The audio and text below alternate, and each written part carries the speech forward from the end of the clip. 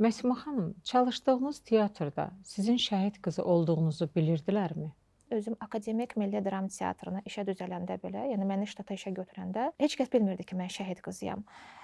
Bir dəfə teatrda eşitdim, bir-iki xalq artistlərinin arasında eşitdim ki, 20 yanvarla bağlı sarayda tədbir keçiriləcək və öz aralarında danışırlar. Sən məşqə gedəcəksən, nə vaxt olacaq məşq?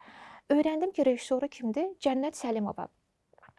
Tapdım Cənnət xanımın telefon nömrəsini, zəng elədim axşam ki, Cənnət xanım, bəs sizi narahat eləyən Məsmə Aslan qızı da Akademik Milli Dram Teatrının gənc aktrisasıdır.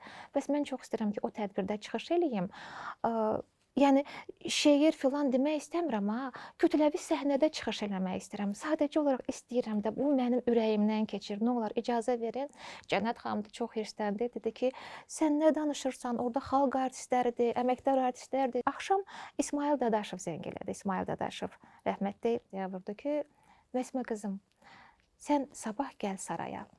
Dedim, yaxşı, gələrəm. Gəldim və orada mənə bir yekə, bir belə böyük bir şeir verdilər. Deməli, İsa İsmayılzadənin Güllələr demədi və Vaqif Bəhmənlinin Güllələr dedi şeiri. Bunu sadəcə mənə verirlər ki, inanırsınız, bir dəfə də oxumamışdım. Sarayda təsəvvür eləyin, oturublar bir 5-6 nəfər də zalda. Cənnət Səlimova idi, rəhmətli Gülə Şəfiyeva idi. Gördüm, rəhmətli Həsən ağa Turabov məni çağırdı və soruşdu ki, eşitmişəm sən sarayda çıxış eləmək istəyirsən. Dedim, bəli. Niyə? Dedim, elə belə. Mənə düzünü de, niyə? Deyirəm, elə belə. Məsmə, düzünü de, niyə?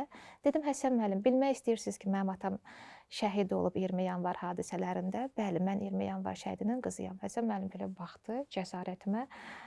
Bəs bunu mənə niyə demirdin? Dedim, nəyə deyim, mən işə qəbul olunanda mənim tərcümə halım yazılıb, orada ailəm haqqında məlumat vermişəm.